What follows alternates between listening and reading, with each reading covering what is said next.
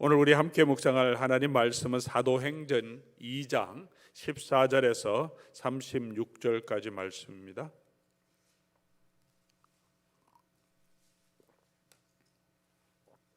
사도행전 2장 14절에서 36절까지 이제 5월, 6월은 사도행전을 우리 함께 묵상해 나가는 시간으로 갔습니다. 사도행전 2장 14절부터 36절까지 우리 한 절씩 교독해서 묵상하는 마음으로 본문 읽겠습니다. 14절입니다. 베드로가 11사도와 함께 서서 소리를 높여 이르되 유대인들과 예루살렘에 사는 모든 사람들아, 이 일을 너희로 알게 할 것이니 내 말에 귀를 기울이라.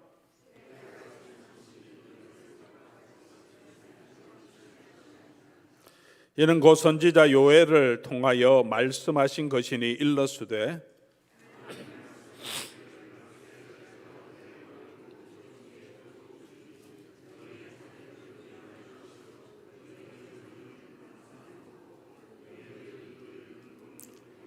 그때 내가 내 영을 내 남종과 여종들에게 부어주리니 그들이 예언할 것이요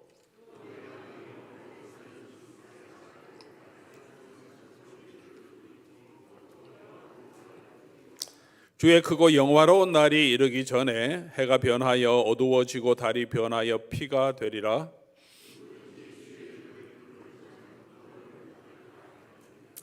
이스라엘 사람들아, 이 말을 들으라. 너희도 아는 바와 같이 하나님께서 나사렛 예수로 큰 권능과 기사와 표적을 너희 가운데서 베푸사 너희 앞에서 그를 증언하셨느니라.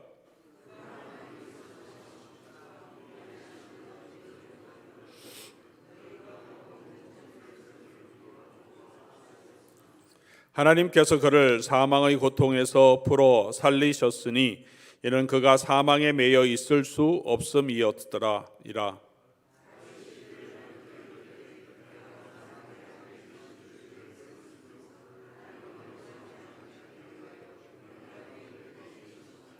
그러므로 내 마음이 기뻐하였고 내 혀도 즐거워하였으며 육체도 희망에 거하리니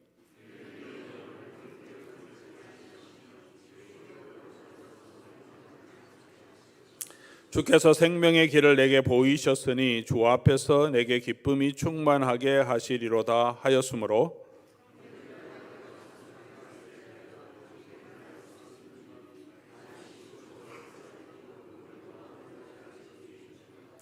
그는 선지자라 하나님이 이미 맹세하사 그 자손 중에서 한 사람을 그 위에 앉게 하리라 하심을 알고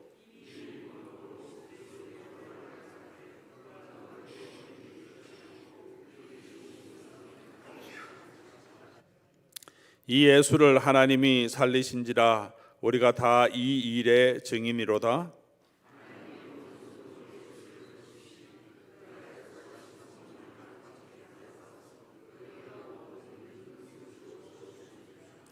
다윗은 하늘에 올라가지 못하였으나 친히 말하여 이르되 주께서 내 주에게 말씀하시기를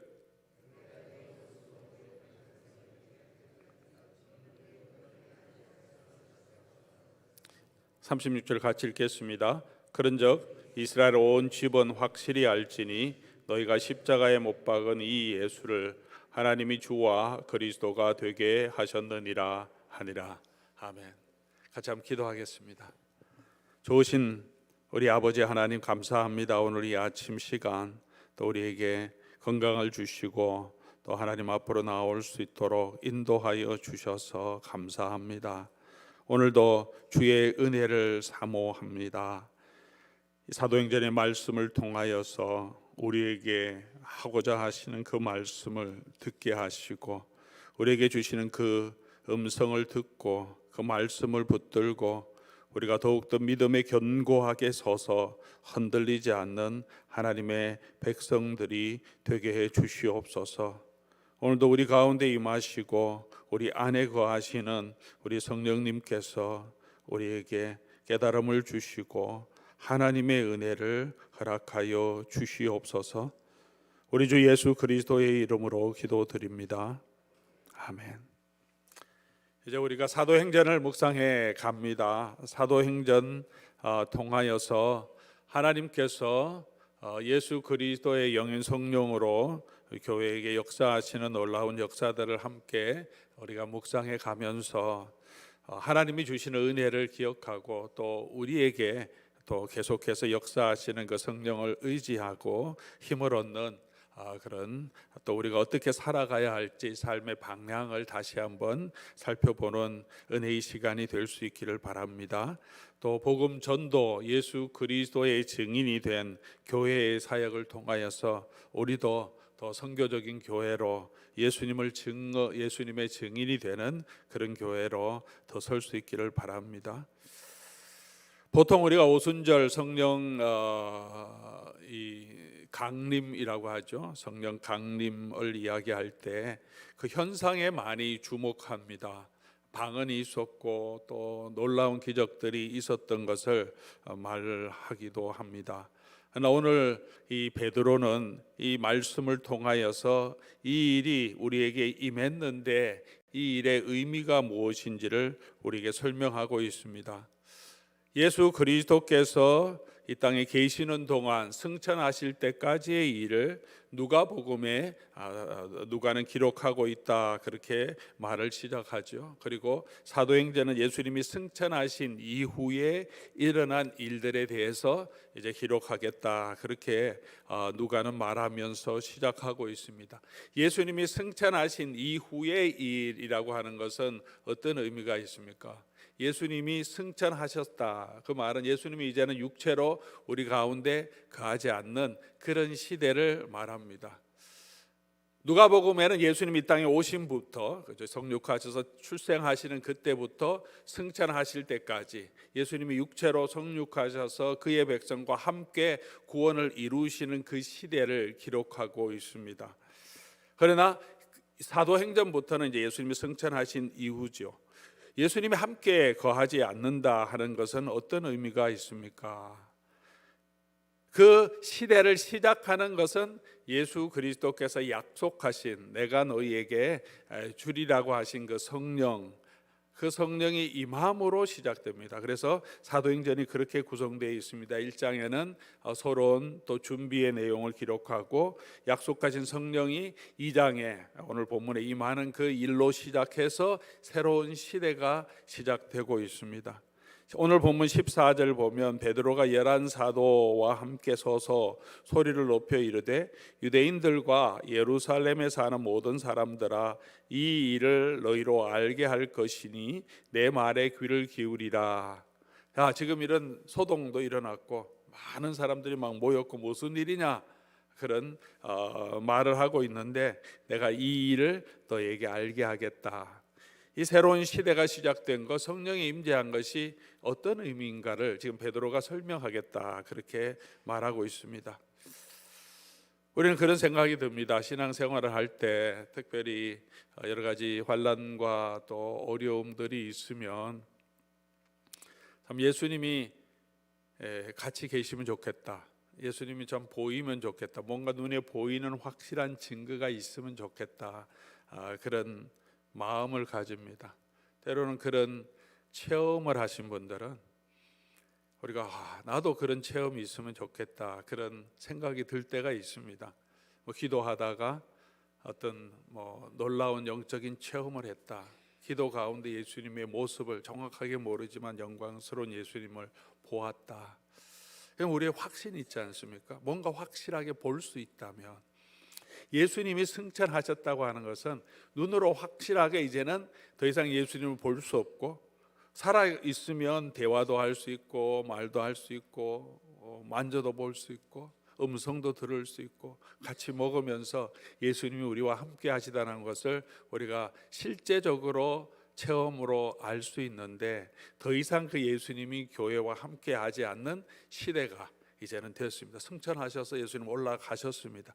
그런데 그 시대가 그 이전에 보다 구약 시대나 또는 이 예수님이 함께 하신 시대보다 결코 좀 낮은 단계의 시대가 아니라는 것을 지금 베드로가 설명하고 있습니다. 또 성경 전체가 사도행전이 우리에게 보여주고 있습니다.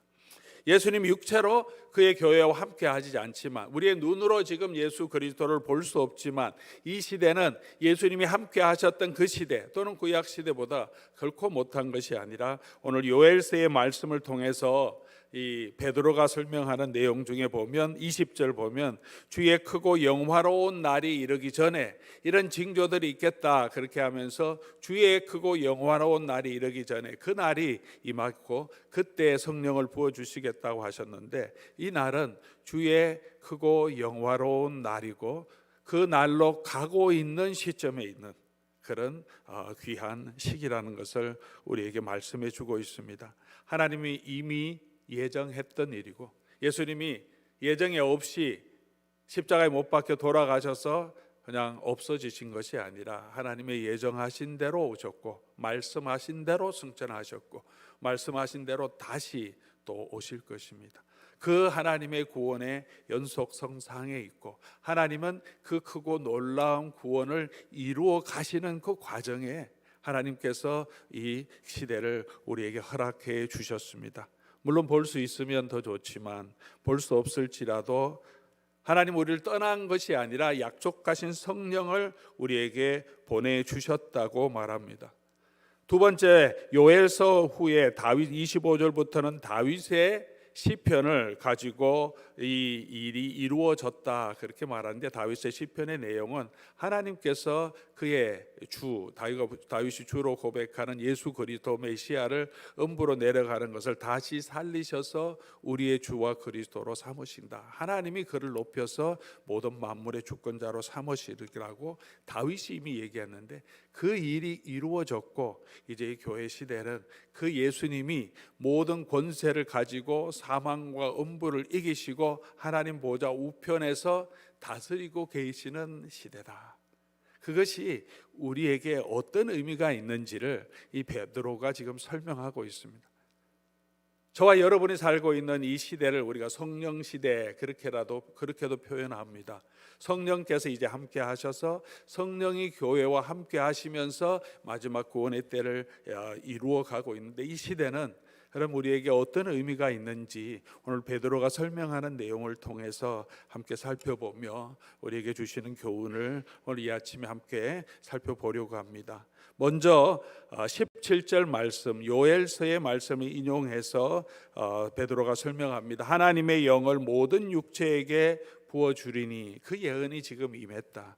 모든 육체라고 하는 것은 그 남자나 여자나 어른이나 어린아이나 종이나 주인이나 상관없이 모든 사람에게 하나님의 영을 부어주시겠다고 말합니다. 오늘 이 시대는 예수 그리스도를 믿는 모든 사람 안에 이 하나님의 영이 임재하여 계신 놀라운 은혜의 시간입니다.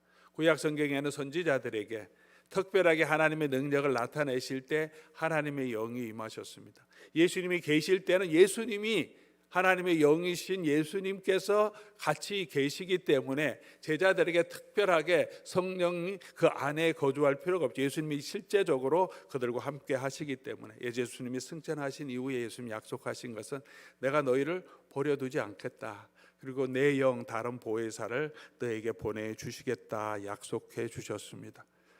모든 사람에게 다, 사도들에게만 아니고 남자들에게만 아니고 직분자들에게만이 아니고 주인들, 자유인에게만이 아니고 유대인들에게만 아니라 종이든 자유자든 남자든 여자든 어린아이나 어른에 이르기까지 할 것 없이 모든 육체에 하나님의 영을 부어주시겠다 약속해 주셨습니다. 저와 여러분 안에, 예수 그리스도를 믿는 모든 사람들 안에 하나님의 성령이 거하신다는 것, 우리 안에도 거하시고 공동체로 모인 이 교회 가운데도 성령께서 임재하십니다. 그래서 우리가 거룩한 성도가 되는 거고, 우리 몸이 하나님이 거하시는 성전이고 교회가 거룩한 공동체가 된 것입니다. 이 성령은 누구의 영입니까? 예수님의 영입니다. 사도행전 16장 6절 7절 말씀 잠깐 보면, 성령이 아시아에서 말씀을 전하지 못하게 하시거늘 그들이 부르기아와 갈라디아 땅을 다녀가 무시아 앞에 이르러 비두니아로 가고자 했으되 예수의 영이 허락하지 아니하는지라. 오늘 본문 말씀 보니까 성령이로 시작했다가 그 다음 절에는 예수의 영이 그렇게 말합니다. 성령이 무엇이냐, 누구냐 하면 예수님의 영이죠. 예수님의 보내주신 보혜사일 뿐만이 아니라 예수님의 영이십니다. 이 예수님의 영은 또 하나님의 영이십니다. 로마서 8장 9절 말씀 우리가 잠깐 보면, 만일 너희 속에 하나님의 영이 거하시면 너 육신에 있지 아니하고 영에 있나니. 이 하나님의 영은 성령님이시죠. 누구든지 그리스도의 영이 없으면 그리스도의 사람이 아니니라. 한 구절에 하나님의 영, 그리스도의 영 같이 기록하고 있죠. 성령, 그리스도의 영, 예수의 영, 하나님의 영, 또 그리스도의 영. 이런 구절들의 증거를 통해서 우리 삼위일체 교리가 또 나오게 된 거죠. 하나님의 영이 성령님이시고 그 하나님의 영은 그리스도의 영이시다. 오늘 저와 여러분 안에 누가 거하시냐면 이 성령님, 하나님의 영이 거하시고 그 하나님의 영은 그리스도의 영입니다. 육체로는 예수님께서 하나님 보좌 우편에 앉아 계시지만 그 예수님께서 영으로 저와 여러분과 함께 계시는 시대가 되었다는 것입니다. 동일하게 예수님은 우리와 함께 계시고 영원토록 저와 여러분과 함께 계시고 교회와 함께 계시겠다고 하는 것은 예수님의 영이 우리를 돌보시고 우리 가운데 함께 하시면서 우리에게 힘도 주시고 능력도 주시고 보호도 하시고 인도도 하시며 우리에게 위로도 주시는 그런 성령님께서 함께 계신다는 것입니다. 그 이전에는 이 한 사람 한 사람 성도에게 다 성령님께서 하나님의 영이 임재하여 거하지 않았습니다. 선지자들에게도 그렇게 늘 그 안에 내주하지 않았는데 이제는 모든 사람에게, 선지자들이나 또는 사도들만이 아니라 모든 사람이, 저와 여러분 안에도 성령님께서 내주하시면서 우리를 인도해 가고 있습니다. 우리에게 성령의 은사도 주시고, 가장 놀라운 것은 성령으로 인하여 우리의 영혼이 새롭게 되어서 예수 그리스도를 믿고 알게 하셨습니다. 우리에게 직분도 주시고 은사도 주시고 사역도 주시고 능력도 주시고 성령의 열매도 맺게 하시면서 우리의 성품이 조금씩 한꺼번에 많이 변하진 않지만 그래도 조금씩 하나님의 은혜를 알고 예수 그리스도를 닮아가도록 노력하는 이 마음도 주셨습니다. 사랑하는 우리 교우 여러분, 우리가 예수님 우리 눈에 보이지 않고 우리가 직접적으로 손으로 만질 수 없지만 이제 우리 가운데 우리 한 사람 한 사람 여러분 마음 안에, 우리 교회 안에 그리스도의 영이 여전히 함께 하신다는 것을, 눈동자같이 지키신다는 그 하나님의 영이 저와 여러분을 지키고 보호하시고 함께 하신다는 그런 사실을 믿으시기 바랍니다. 베드로는 그 이야기를 하고 있습니다. 이제 하나님의 영이 우리 가운데 다 함께한다. 사도들만 성령 받은 것이 아니라 120명 함께 있었던 모든 사람이, 그리고 그 다음에 예수를 믿고 이 무리에 계속 포함되는 모든 사람들이, 예수 그리스도를 주로 시인하는 모든 사람에게 그리스도의 영이 있다고 한 것처럼 우리 가운데 성령님이 계십니다. 성령님이 계시다는 것은 또 무슨 의미냐 하면 우리가 이제는 사망에 이르지 않고 생명을 얻었다는 것입니다. 로마서 8장 10절 말씀을 보면, 또 그리스도께서 너희 안에 계시면 몸은 죄로 말미암아 죽은 것이나 영은 의로 말미암아 살아있는 것이라.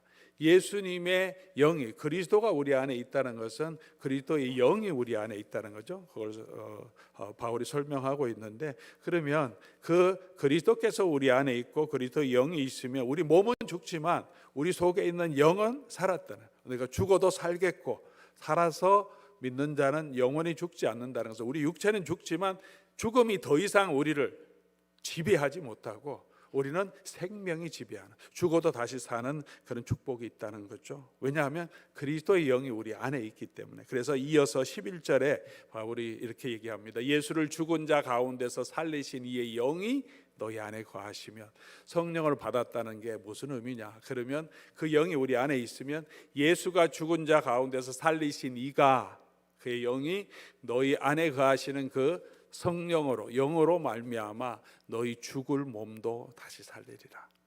우리 죽을 몸도 다시 살리게 됩니다. 오늘 본문으로 돌아오면 사도행전 2장 24절 24절 말씀 보면 하나님께서 그를 사망의 고통에서 풀어 살리셨으니 이는 그가 사망에 매여 있을 수 없음이라. 베드로가 지금 강조하는 가장 중요한 내용은 예수님이 다시 살아나셨다.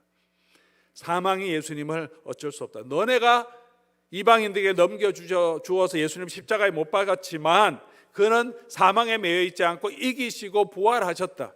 그리고 그 부활하신 성령을 우리에게 부어주셔서 우리도 더 이상 사망에 매여 있지 않고 우리의 영원한 생명을 우리에게 주셨다는 것입니다.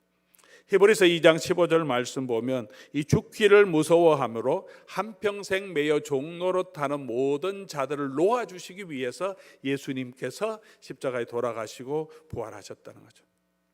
죽기를 무서워함으로 한평생 매여 종노릇 하는 모든 자들, 이 땅에 살아가는 저와 여러분 모든 사람이 이 죽음에 대한 두려움이 있습니다. 누구에게나 있습니다. 죽음을 두렵지 않다고 그렇게 말하는 사람이 간혹 있을 수도 있겠지만 죽음 앞에 설 때 두려워하지 않은 인생은 없습니다. 아마 이 땅에 살아가는 모든 저와 여러분은 살기 위해서 발버둥 치면서 살아가고 있죠. 살아가기 위해서 힘도 들고 어려움도 있고 생계를 유지해야 되고 살아야 하니까 죽음의 두려움이 얼마나 많습니까? 오래 사신 어르신들은 죽음에 대한 두려움은 없습니까? 난 충분히 살았으니까 나는 괜찮다, 그렇게 말씀하시지만 우리 마음 가운데 내가 질병이 있다든가 또는 암이 생겼다든가 이제 더 이상 오래 살지 못한다, 그런 또 선고를 받으면 당연히 두렵죠. 죄 때문에 우리 타락한 모든 영혼들은 죽음에 대한 두려움을 가지고 있습니다. 그러나 그 두려움이 다 없어지는 않지만 그럼에도 불구하고 우리에게는 이제는 소망이 있어요. 변화가 있어요. 왜? 우리 가운데 거하시는 성령께서 죽을 우리 몸도 다시 살리시기 때문에 더 이상 이 죽음의 두려움에 얽매이지 마라. 부활에 대해서 사도 바울이 이야기하면서 고린도전서 15장에 얘기하지 않습니까? 사망아 너의 승리가 어디냐? 사망아 너의 쏘는 게 어디냐? 우리 주 예수 그리스도로 말미암아 우리에게 승리 주시는 하나님께 감사하노라. 이 승리는 어떤 승리입니까? 죽어도 우리를 다시 살리실 그 부활의 소망을 가지고 있는 그 승리는 반드시 우리의 것이다. 우린 질 수 없는 싸움을 하고 있다. 왜냐하면 예수님이 이미 이 사망을 이기셨기 때문에. 오늘 베드로가 하는 말도 동일한 말씀입니다. 예수님이 사망을 이기시고 이제 부활하시고 모든 만물의 주권자로 계신 그의 영이 우리 교회와 함께하는 이 놀라운 은혜를 얻었습니다. 더 이상 죽음의 두려움 가운데 거하지 마십시오. 그래서 그 성령께서 함께 하시기 때문에 베드로가 담대하게 일어나서 복음을 전거했죠. 사내들인 이제 바로 이후에 잡혀갑니다. 체포돼서 잡혀가는데 당당하게, 그전에는 두려워서 예수님도 모른다고 부인하고 저주하며 도망갔는데 그 사내들인 그 바로 예수님이 잡혔던 바로 그 자리에서 담대하게 이 대제사장들에게, 사내들인 공회원들에게 예수 그리스도는 살아나셨음을 증언하십니다. 이런 소망이 있었기 때문입니다. 사랑하는 교우 여러분, 우리 여전히 우리 눈에 보이는 것은 우리 연약한 육체고 우리가 이 땅에 살아가고 있지만 우리 속에는 이제는 이 놀라운 은혜를 이미 주셨고 성령이 우리 가운데 거하시고 우리가 죽을 우리의 몸도 반드시 다시 부활하여 영원한 하나님의 나라로 들어갈 것을 소망하면서 우리가 이 소망을 붙들어야 이 죽음의 두려움에서 이겨갈 수 있습니다. 죽음의 두려움에 얽매이면 우리 신앙이 흔들리죠. 하나님에 대한 소망도 흔들리고 오늘 나의 믿음의 현실 가운데 담대하게 서갈 수 없습니다. 그러나 이 소망을 붙들고 있을 때 우리가 담대하게 지금의 고난도 이겨갈 수 있고 고난 가운데도 하나님께서 함께 하시는 영원한 나라를 소망하며 걸어갈 수 있습니다. 계속해서 우리 가운데 계시는 이 성령을 의지하며 함께 하시는 그 성령, 우리에게 영생을 주시는 이 하나님의 영을 의지하며 걸어갈 수 있기를 바랍니다. 또 한 가지는 그리스도의 영을 주셨다는 것은 우리가 이제는 하나님의 자녀가 되었다는 거죠. 로마서 8장 15절 보면 너희가 다시는 무서워하는 종의 영을 받지 아니하고 양자의 영, 그리스도의 영, 우리 받았으니까 이제 그러므로 그리스도 영과 더불어 이제 하나님께 아빠 아버지라 부를 수 있게 하셨다. 그렇게 말합니다. 우리 하나님을 아빠 아버지라 부르며 담대하게 걸어갈 수 있고, 하나님의 양자가 되었다는 것은 로마서 8장 17절 보면 자녀이면 또한 상속자 곧 하나님의 상속자요 그리스도와 함께한 상속자니 우리가 그와 함께 영광을 받기 위하여 고난도 함께 받을 것이니라. 예수님과 함께 하나님의 모든 유업 기업을 같이 얻을 자로 우리가 이제 상속자가 되었다. 또 다른 아주 은혜스러운 표현은 예수님이 하나님 보좌 우편에 앉아 계시는데 구원받은 성도들은 천국에 가면 어디에 있느냐 하면 하나님 보좌 우편에 계신 예수 그리스도 옆에 우편에 같이 앉아 있다, 이렇게 표현합니다. 아니 이렇게 수많은 사람들이 어떻게 예수님 보좌 우편에 다 앉아 있어요? 예수님 앞에 서서 하나님 앞에 서서 흰옷 입은 성도들, 수많은 성도들이 찬송도 하지만 우리의 영적인 지위는 그냥 단순한 백성이 아니라 성경 우리에게 말하기를 하나님의 양자로 예수님과 함께 하나님의 기업을 누릴 자로, 계시록에 보면 24장로들의 모습이 나오는데요, 하나님이 계시고 보좌에 앉아 계시고 예수님이 그 우편에 계시고 24장로들이 보좌에 앉아서 함께 있는 모습을 보여줍니다. 계시록 4장에. 근데 그 장로들이 일어나서 그 보좌에 앉으시니와 어린 양의 영광을 돌리며 엎드려 경배를 드립니다. 그들의 면류관을 내어놓고 같이 앉아 있었는데 또 내려와서 면류관을 드리면서 영광을 돌립니다. 계시록 해석하는 많은 학자들은 이 24장로라고 하는 것은 14만 4천 명이라고 하는 의미와 함께 모든 교회를 대표해서 보여주는 상징적인 의미다. 우리의 위치가 그렇다. 하나님과 함께, 예수님과 함께 하나님의 보좌 우편에서 함께 누릴 자로 우리를 만들어 주셨다. 에베소서 2장 6절에도 우리를 예수 그리스도와 함께 살리시고 그의 우편에 앉히셨다라고 말합니다. 그것이 저와 여러분의 영적인 지위라는 것을 기억하면서 저도 계속 저 자신에게 계속 리마인드합니다. 아마 여러분들도 그렇게 하도록 제가 여러 번 말하지만 우리는 그렇게 만만한 존재 아니다. 돈 없고 백 없다고 내가 그렇게 하찮은 존재 아니다. 이 세상 앞에서 당당하자. 이 자연 만물 앞에서도 당당하자. 이 만물을, 이 우주, 이 큰 우주를 주관하신 하나님은, 이 우주를 주관하신 이유는 그의 백성들의 구원을 위해서 하나님이 모든 만물을 주관하고 계시고 한 사람 한 사람 우리를 구원하시고 우리를 인도하시기 위해서 하나님의 역사도 지금 주관하고 계시는, 우리는 하나님의 자녀고 하나님의 그 유업을 예수님과 함께 얻을 자로 우리를 만들어 주셨다. 나는 하나님의 자녀라는 이 사실을 우리가 흔들리지 않고 우리 붙들 수 있도록 그 축복이 이제 시작되었다. 이 오순절 성령의 임재는 그런 의미가 있다는 것을 베드로가 말해주고 있습니다. 우리는 이미 그 축복을 누리고 있는 자입니다. 그리고 그러므로 항상 주께서 우리와 함께 계십니다. 오늘 다윗의 시편을 인용했는데 25절 보면 내가 항상 내 앞에 계신 주를 배웠으며 나로 요동하지 않게 하기 위하여 그가 내 우편에 계시도다.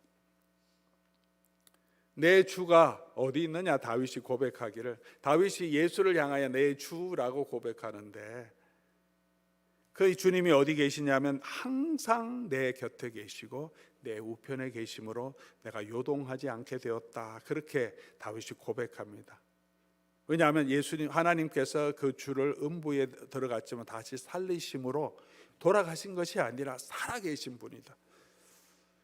우리 교회와 함께 다윗의 고백이 우리의 고백이 된다는 거예요. 예수님이 이제 살아계신 분이고 그 교회와 영원토록 그의 영으로 함께 하신다고 하셨기 때문에 이제는 내 앞에 계신 주를 배웠고 그러므로 나를 요동치 않게 붙들어 주시는 분이십니다.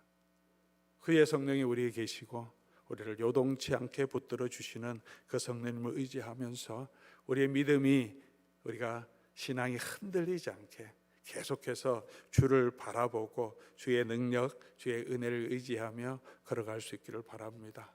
이 시대가 시작되었습니다. 우리 예수의 그리스도의 영은 저와 여러분과 함께 하시고 교회와 함께 하십니다. 영광스러운 정말 마지막 그 크고 놀라운 주의 날이 이르기 전에 우리는 그리스도 안에서 이 복음을 예수 그리스도의 증인으로 이제 살아가도록 부름받은 사명을 가진 존재들임을 기억하고, 사망을 이기시고 부활하신 그리스도의 영이 우리 가운데 있음을 믿고 우리가 담대하게 예수 그리스도와 함께 주께서 우리에게 주신 사명을 감당하는 저와 여러분 될 수 있으면 좋겠습니다. 오늘 특별히 요동하지 말고 흔들리지 않게 하기 위함이라. 우리 삶의 현실 가운데서 우리가 흔들릴 때마다 다시 우리와 함께 하시고 우리를 붙들어 주시고 우리의 영혼을 살리시고 우리를 지켜주시고 늘 함께 하시면서 반드시 사망을 이기고 영원한 하나님의 나라를 이끌어 가실 그 성령 그리스도의 영을 의지하며 이제 그 영이 우리와 함께하는 그런 삶이 되었음을 늘 기억하며 걸어갈 수 있기를 바랍니다. 그것이 지금 우리 시대의 특징입니다. 하나님 우리에게 주신 은혜입니다. 그 놀라운 은혜 붙들고 걸어갈 수 있기를 바라고요. 우리 찬송가 384장 우리 같이 한번 좋겠습니다. 나의 갈 길 다가도록 예수 인도하시니. 우리와 함께 하신 성령님 우리를 떠나지 않고 우리를 지켜주신다고 하셨는데 그 말씀을 기억하면서 우리 384장 우리 함께 하고 기도하는 시간 갖겠습니다.